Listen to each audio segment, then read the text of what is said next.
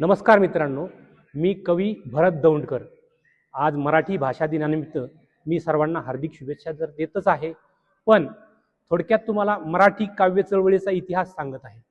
कविता ही फार वर्षापूर्वी मस्तकात होती। संतांच्या व्यासपीठांवर ती मस्तकातूनच जायची, प्रसारित व्हायची। नंतर ती पुस्तकात आली, पुस्तकात आल्यावर ती बंद झाली। असा एक काळ आला की ती पुस्तकात तिचा जीव गुदमरू लागला। ती फक्त अभ्यासक्रमात, विद्यापीठात, अभ्यासात चर्चिली जाऊ लागली। ती व्यासपीठावर येतच नव्हती तुकारामांनंतर किंवा संतांनंतर। नंतर रामदास फुटाणे नावाचे एक कवी, त्यांनी ही जी पुस्तकात बंद झालेली कविता जी आहे ती परत मस्तकात आणायला सुरुवात केली। म्हणजे त्यांच्या परिश्रमामुळे गावोगाव, जिल्ह्यात, तालुक्यात सगळीकडे कवी संमेलन नावाचा प्रकार सुरू झाला महाराष्ट्रामध्ये। अगदी कवींना मानधन देऊन खेडोपाड्यातले कवी पुण्यामध्ये बोलवले गेले, पुण्यातले कवी खेडोपाड्यात गेले आणि एक कवितेची चळवळ निर्माण झाली। आज आपली मराठी भाषा अभिजात होत आहे, अभिजात दर्जा मिळाला।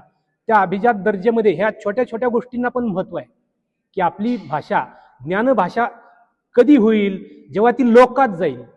ती फक्त विद्यापीठात नाही किंवा पुस्तकात नाही गेली पाहिजे। ती भाषा जेव्हा माणसात जाईल तेव्हा ती ज्ञानभाषा होईल। आणि ही ज्ञानभाषा करण्याचं काम कवी, लेखक, साहित्यिक आणि रसिक आणि वेगवेगळे जी प्रसार माध्यम आहेत या सगळ्यांवरच आहे ती जबाबदारी। म्हणून माझा एक प्रश्न होता की कवी आणि समाज याचं काय नातं आहे सर, आणि कविता? कवी आणि समाज हा प्रश्न तुम्ही जो विचारला की पूर्वी जेव्हा भाषा निर्माण झाली तेव्हा स्वर निर्माण झाले आणि सगळ्यात आधी कवितेचा जन्म झाला, गाण्यांचा, ओव्यांचा जन्म झाला। आणि त्या संतांनी त्या माणसात नेण्यासाठी फक्त मौखिक चळवळ वापरली। म्हणजे एकाच्या मुखातून दुसऱ्याच्या मुखात ती गेली आणि संपूर्ण समाजात पसरली गेली। अगदी शिवरायांच्या काळात सुद्धा कविता नव्हती, पण पोवाडे नावाचा प्रकार होता। शिवरायांचं शौर्य गावागावात फक्त पोवाडे या एका शाहिरी काव्य प्रकारामुळे तो सगळीकडे पोचला। म्हणजे कवितेतून समाज वेगळा करता येत नाही, आणि समाज नसेल तर कविता लिहून काय फायदा नाही।